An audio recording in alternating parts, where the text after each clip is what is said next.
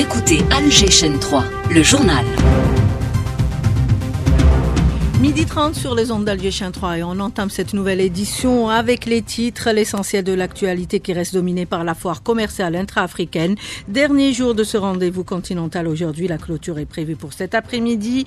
Attendu la visite du Premier ministre par intérim Sifir Leyeb et nous ferons bien entendu le point avec notre équipe sur place, un pré-bilan de cette foire et le point aussi sur les contrats signés cette matinée.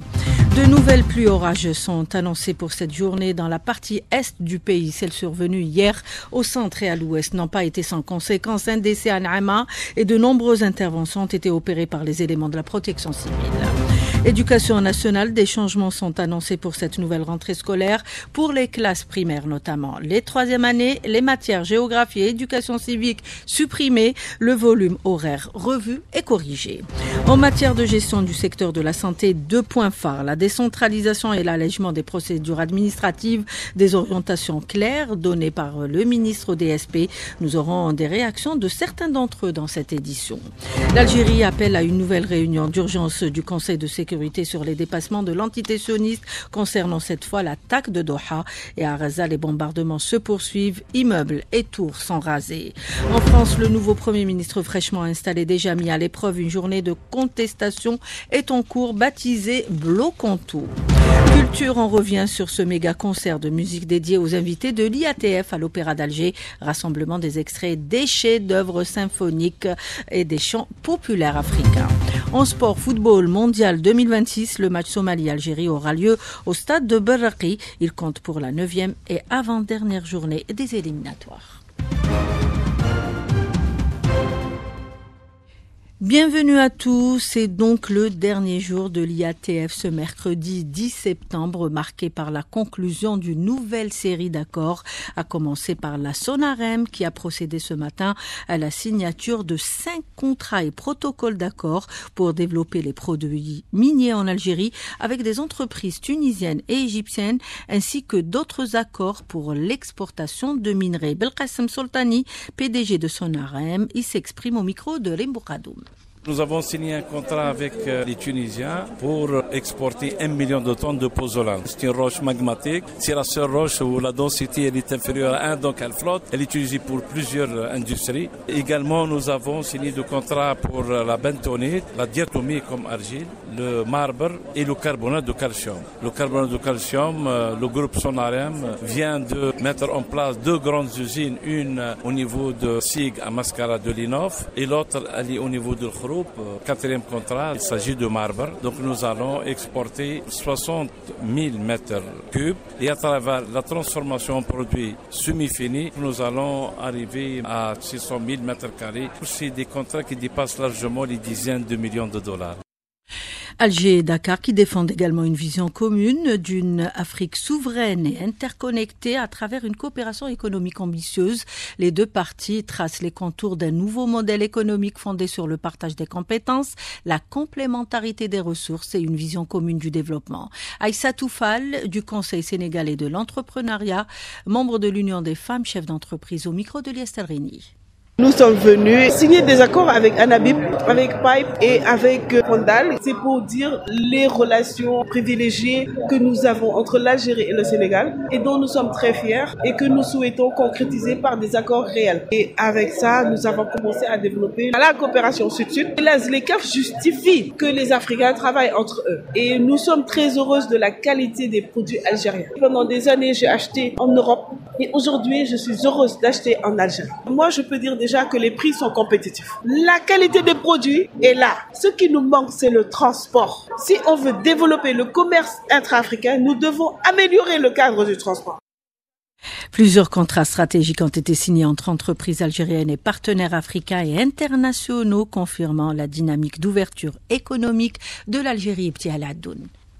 Le coup d'envoi a été marqué par un accord conclu entre le groupe Eris et un partenaire du Zimbabwe pour l'exportation de produits algériens d'une valeur de 50 millions de dollars. Ce premier acte a été suivi d'un contrat majeur entre le groupe Label, spécialisé dans les industries agroalimentaires, et une société ougandaise pour un volume d'échange de 200 millions de dollars. Sur le plan industriel, un contrat de 5 milliards de dollars a été paraphé entre la société algérienne Enia et l'américain Carbania, portant sur l'échange d'expertise expertise en ingénierie mécanique et construction de tracteurs agricoles avec un axe prioritaire d'exportation vers les marchés africains. Dans le domaine des infrastructures, la Société algérienne d'études d'équipements publics, SAITI, filiale du groupe JICA, a signé un accord avec le partenaire guinéen pour un montant de 2 millions de dollars centré sur la réalisation et la modernisation des équipements publics. Un contrat similaire d'ailleurs a été conclu notamment entre le laboratoire central des travaux publics, également filiale de JICA, et le même partenaire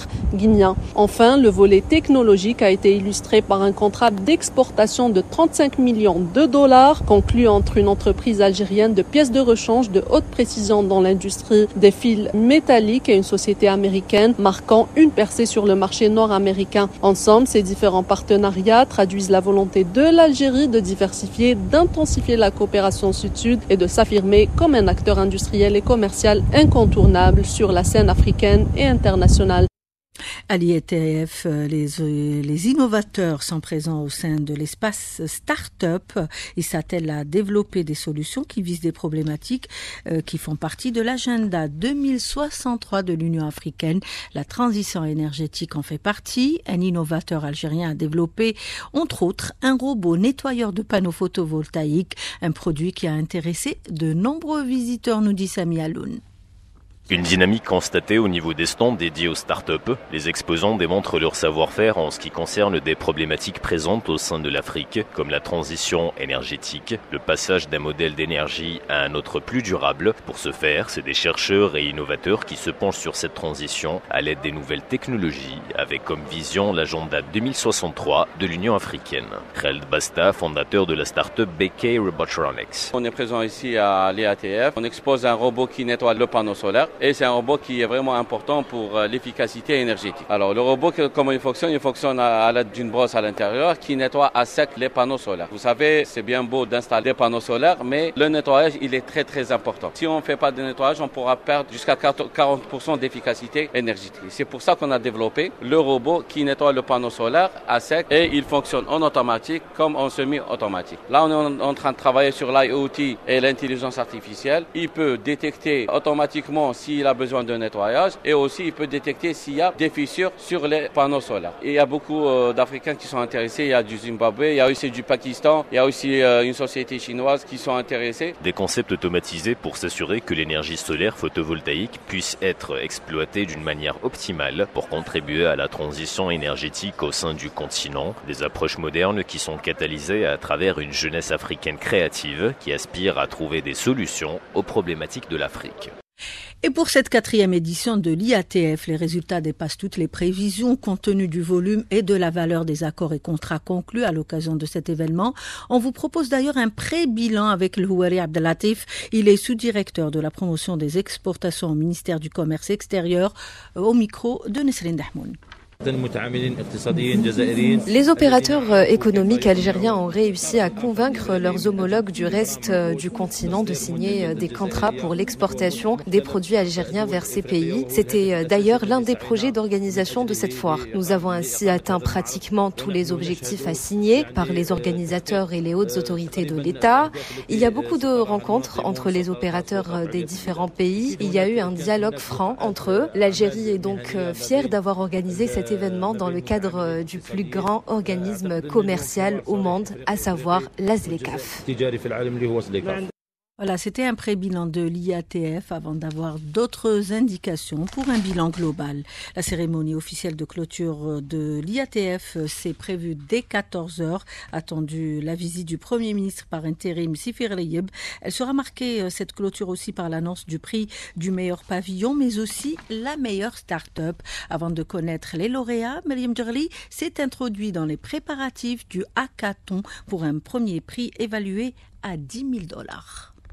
Au cœur de l'IATF 2025, l'innovation a pris la parole. Un hackathon inédit a réuni jeunes talents et experts de la santé et de la technologie. À travers les témoignages des jurés et des participants, immersion dans un élan de créativité et d'innovation porteuse d'espoir pour la santé en Afrique. Parmi les 82 porteurs de projets, 2 projets algériens finalistes, la micro-entreprise Emira Fertility et la start-up Mina, nous parlent de leurs initiatives.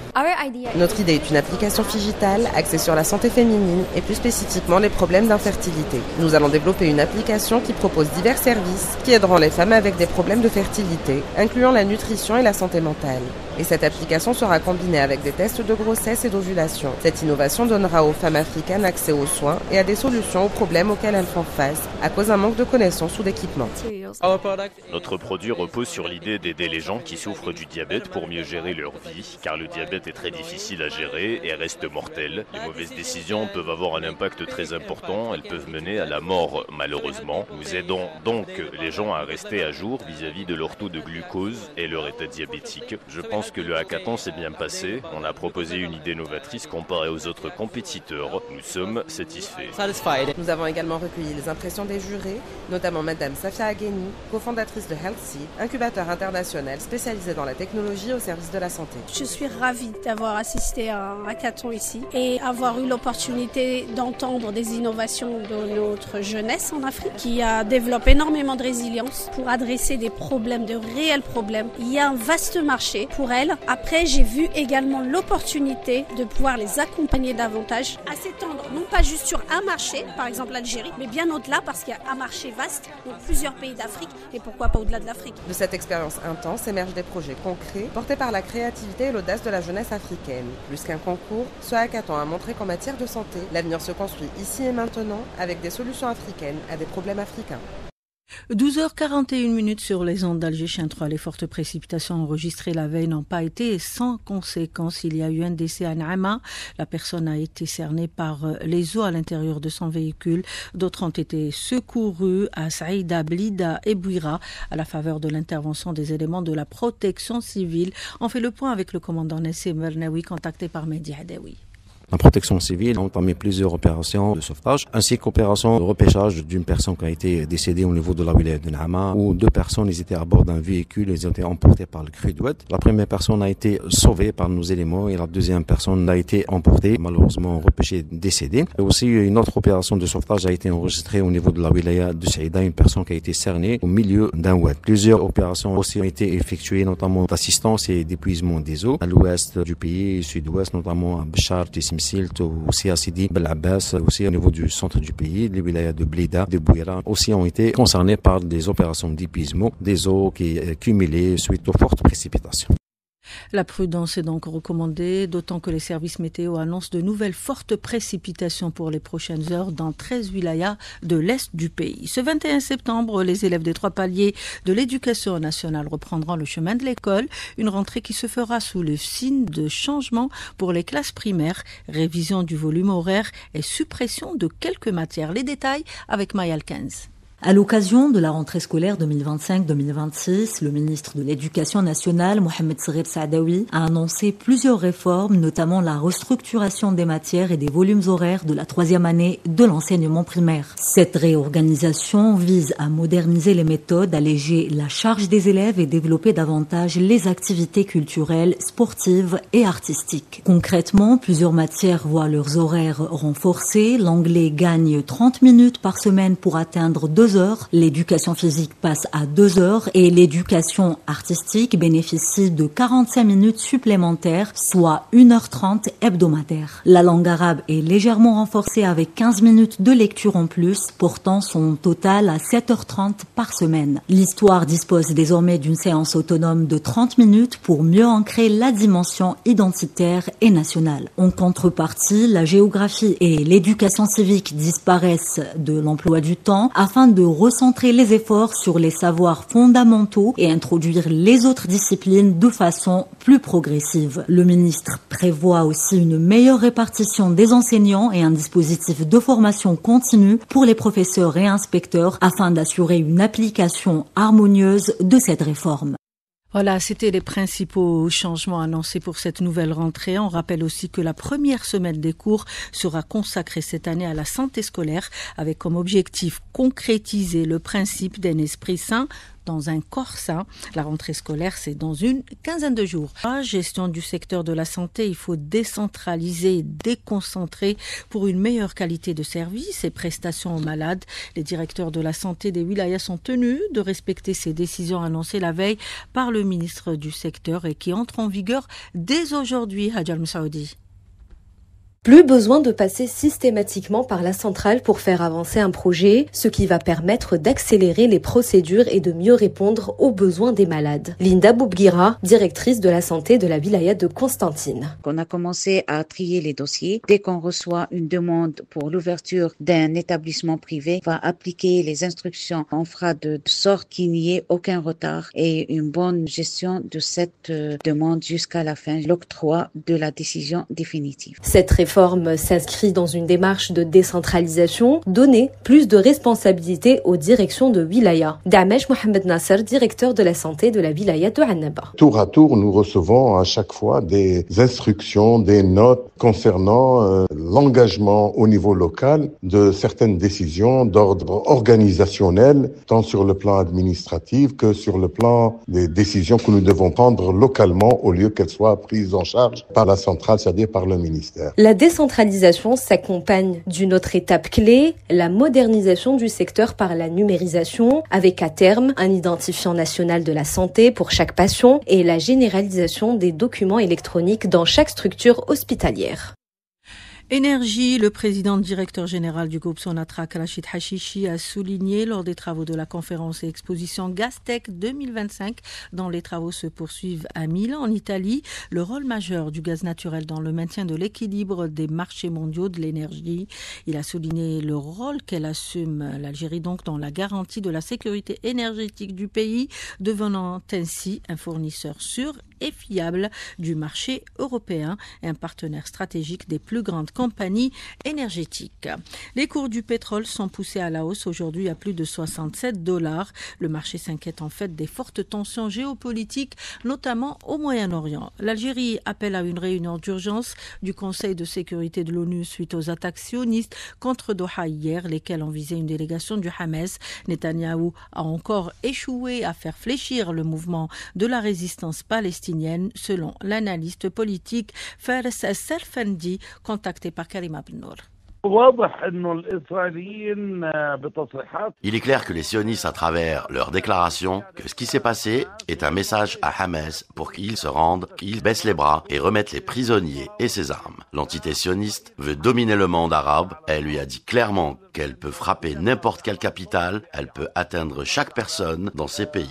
Il devrait y avoir une rupture de toute relation avec l'ennemi et ça, c'est le fond du problème. D'autre part, cette opération ratée, qui n'a pas permis à Netanyahou d'assassiner les dirigeants du Hamas en prenant tout ce risque, il sera obligé de rendre des comptes au service de sécurité sioniste. Et face à l'ampleur du génocide à Gaza et sous pression de plusieurs pays européens, la présidente de la Commission européenne annonce la suspension de l'aide financière bilatérale à Israël. Ursula von der Leyen va faire 2 propositions en fait au Conseil européen.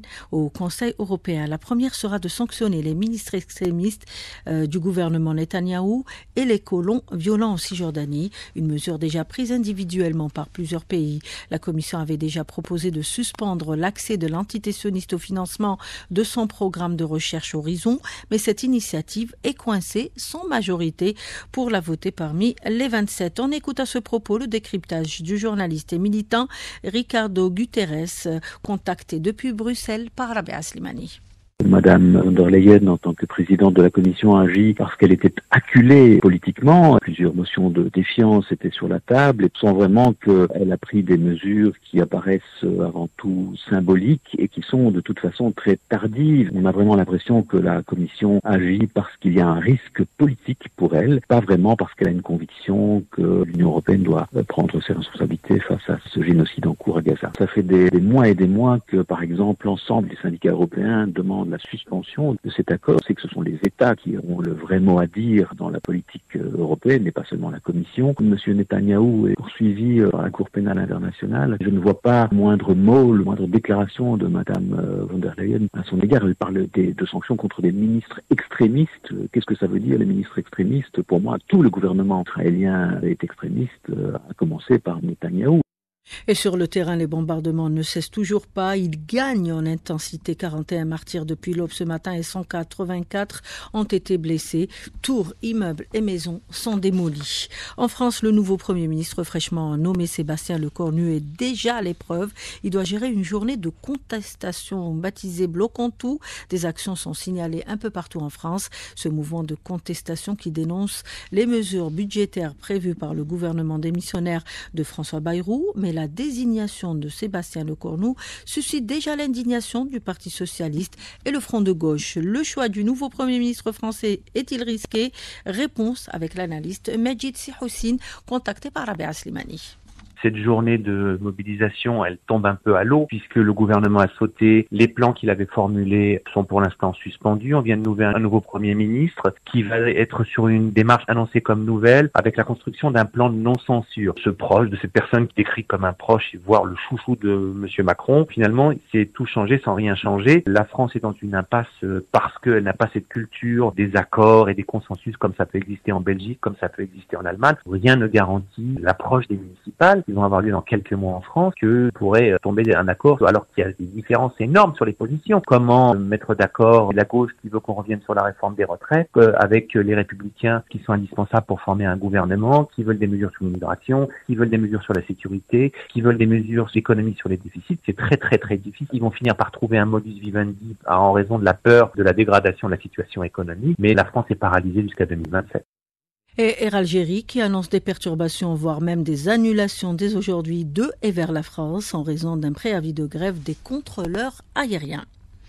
Soirée 100% africaine à l'Opéra d'Alger. Ce fut hier soir un mélange de musique classique, symphonique et chant lyrique qui a ébloui le public présent à ce spectacle dédié à la diva Myriam Makeba. Pour la chaîne 3, il y avait Selim Brahimi.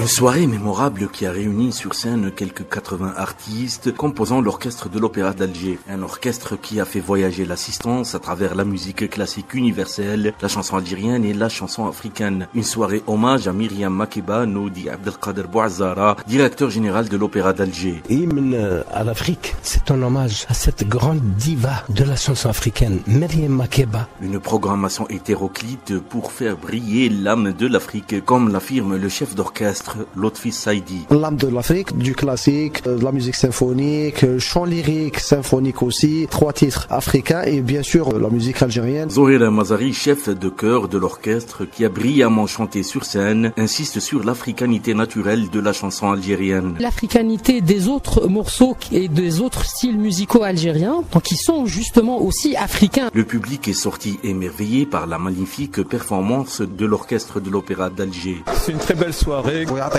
Franchement, ça m'a vraiment fait plaisir. It was very, very good. I loved every. Il y a un soprano pareil. Franchement, il y a de quoi rester. I really enjoyed all the pieces. Sabrina was brilliant. De la première à la dernière note, le public nombreux a savouré cette soirée dédiée à la chanson et musique africaine. Soirée conclue par des hommages rendus aux artistes participants. Une soirée qui est dédiée aussi aux invités de l'IATF qui prend fin cet après-midi. On passe au sport. Allez Hamouche, on va commencer par du basket. Le GS Cosidère qui entame cet après-midi le championnat arabe. Les champions d'Algérie en titre du groupement sportif de Cosidère entament aujourd'hui à partir de 14h, exactement la 26e édition du championnat arabe des clubs qui se déroule à Médine en Arabie Saoudite. 3e lors du dernier championnat arabe en Jordanie, les coéquipières de Yasmine Mekhloufi débuteront le tournoi en affronteront plutôt à 13h heure algérienne la formation bahreïnie d'El Hala avant d'enchaîner vendredi contre le club féminin koweïtien l'autre formation koweïtienne d'El Karin, Al-Shariqa des Émirats Arabes Unis, les Saoudiennes d'El Oula et Al-Fahis de Jordanie, les tenantes du titre. Sur ce premier match, on va écouter justement l'entraîneur du groupement sportif de Cosidère, Mohamed Bouldrouh. Il est contacté par Rostom Yahya Sherif. Chaque match pour nous sera joué avec la détermination d'une finale afin d'atteindre le dernier carré, pourquoi pas la finale. Ce tournoi pour nous est une opportunité de montrer la force de notre projet et l'identité de notre équipe. Alors nous avons recruté 3 joueuses pour ce championnat arabe. Olivia, une ex-internationale française, Salah Majid, joueuse aussi internationale égyptienne. Nous attendons également dans les prochaines heures l'arrivée de Jayo Shando, une joueuse nigérienne. On rappellera que le tournoi se joue sous la formule d'un championnat avec les 2 premières équipes qui termineront en tête du classement, donc qui joueront la finale pour décrocher cette 26e édition du championnat arabe des clubs. On rappellera qu'il s'agit des féminines, bien évidemment. Et on passe au football avec cette bonne nouvelle pour la sélection algérienne. La sélection algérienne qui affrontera pour le compte de la prochaine journée la Somalie, le match qui devait se jouer en déplacement, mais là la Fédération somalienne de football a demandé à jouer en Algérie, donc la rencontre qui a été domiciliée au Nelson Mandela Stadium, donc pour la prochaine journée. C'est une opportunité pour la sélection algérienne. On rappellera en cas de victoire qui se qualifierait pour le prochain mondial, et l'Algérie qui jouera son ultime match face à l'Ouganda, ça sera au stade Hussein Aït Ahmed de Tizi Ouzou. Et on fait le point maintenant aller sur les autres groupes de la zone Afrique des éliminatoires de la Coupe du Monde. Avec les principaux, on va dire, favoris pour une éventuelle qualification pour la prochaine Coupe du Monde. On commencera par le groupe A avec l'Égypte, avec son match nul hier face au Burkina Faso, qui n'aura besoin que d'un point sur les 2 matchs restants, c'est-à-dire face à Djibouti et la Guinée-Bissau, pour composter son billet pour le prochain mondial. Dans le groupe B, c'est la lutte jusqu'au dernier match entre la République démocratique du Congo et le Sénégal. Le Sénégal qui a réussi une belle opération hier en s'imposant 3-2 face au Congo. Donc le Sénégal qui aura besoin d'une victoire lors de ces 2 derniers matchs pour se qualifier pour le prochain mondial. Dans le groupe C, également l'Afrique du Sud qui aura besoin également d'un seul point pour se qualifier. Ça sera soit face au Zimbabwe, soit face au Rwanda. Et dans le groupe D, la grande surprise, c'est le Cap-Vert qui a battu hier le Cameroun et qui pourrait se qualifier pour la première fois de son histoire pour le prochain mondial. Et le Gabon et la Côte d'Ivoire qui se déplacera aux Seychelles avant de recevoir le Kenya, la Côte d'Ivoire qui devra absolument gagner l'un des 2 matchs. Quelques secondes d'Ali Hamouj pour le CRB et l'USMA qui sont fixés sur leur domiciliation pour la prochaine journée. Eh bien, le Shabab Riadi de WZ qui accueillera donc la JS Saoura, ça sera au stade Shahid Hamlaoui.